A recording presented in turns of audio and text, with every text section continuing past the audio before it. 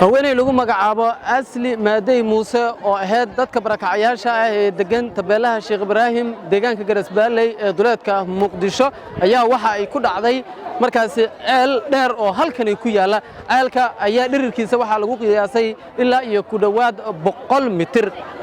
kadib markii ceelka ku dhacday ayaa halkan waxa soo gaaray eheladeeda iyo sidoo kale maamulka deegaanka Garasbaaley si markaasi loo soo badbaadiyo haweeneydan ceelkan 90 mitir ka dheer ku dhacday waxaan lagu waramayaa in ceelkan uu ahaa ceelashii hore isla markaana uu yahay ceel aan markaasi biyo lahayn maamulka deegaanka Garasbaaley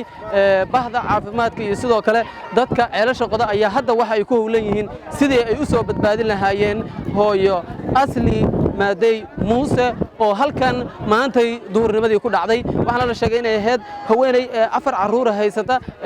oo ilaa iyo 30 jir lagu qiyaasay sidoo kalena ahayd haweeney xaamila oo caruur haysata xilliga ceelka ku dhacaysay ayaa waxa la sheegay inay halkan qoryo ka guranaysay xaajigeeda ama saygeeda Aweys ayaa waxa uu inooga waramay xaaladda halkan ka jirta iyo xilligii ceelka ay ku dhacday xaafadda joog gabadha meel boos bariis laga dhisay joogtay meesha ka soo baxday suuqa u jeedi markaas ceel ku dhacday anay mala jirin alahaasa ka warqabay adii 6 saac ay ahayd marka hadda maxaa halkan ka soconaya meesha ceeleydii joogtay oo gurmada u timid ee degmada laga yimid Garasbaaley laga yimid gurmad ka yimid nimankii ceel khudista oo qabada ilaahayana joog gabadhi ku jiraan hoosha hayaan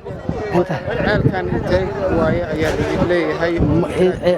ceelkan ma dhawa dawladda siyaad bar inuu ahaa marka gabadhu ma caruur afar caruur saddex oo gabar iyo hal wiil haddana xaamil waay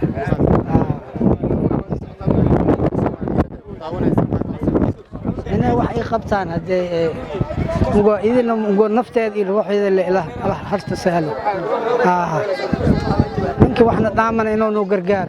dhanka kale Cabdullaahi oo ah gudoomiyaha waaxda tabeelaha deegaanka Garasbaaley ayaa wuxuu nooga warramay xaaladda halkan ka jirta magacayga waa Cabdullaahi Maxamed Hiloole gudoomiyaha waaxda tabeelaha Sheekh Ibraahim deegaanka Garasbaaley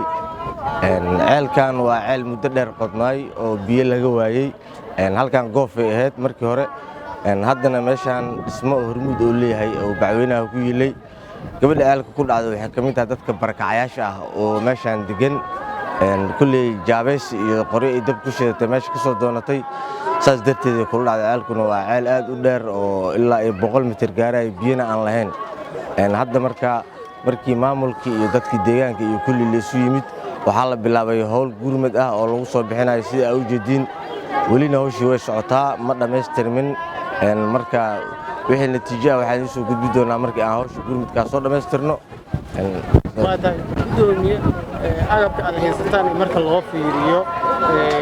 ma ku filan yihiin in agabkaas gabadhan u soo badbaado horta uma leen maayo macnaha badbaado horta inay nooshahay ma aaminsani maxaa dhaca ceelka waa ceel dhisan oo dhagax ah oo 100 mitir ah laakiin waa agabkana kulli waa agabkii ceelasha lagu qodi jiray ma aha wax casri ah oo si degdeg wax loogu soo badbaadi karo laakiin waxaan isku dayaynaa in meedkeedii qofkaas uu la helo oo si macnaha dadkeedii u aastaan ay u sabraan waa tahay bal marka adigu maxaad soo jeedinaysaa maadaama hadda badbaadintii ay socoto bulshada ku daawanaysa maxaad leedahay kulli waxaan leeyahay in sida dhibkaan oo kale inuusan dhicin oo hadda ceelkaan oo kale la daboolo oo la shubo ceelasha saas oo kale oo meelaha cidlada ku yaalna in laga taxadiro in dadkan masaakiinta aysan ku sii dhibaatoobin saasaan soo jeedinaa Abdikariim cali aadan deegaanka Garasbaaley duleedka Muqdisho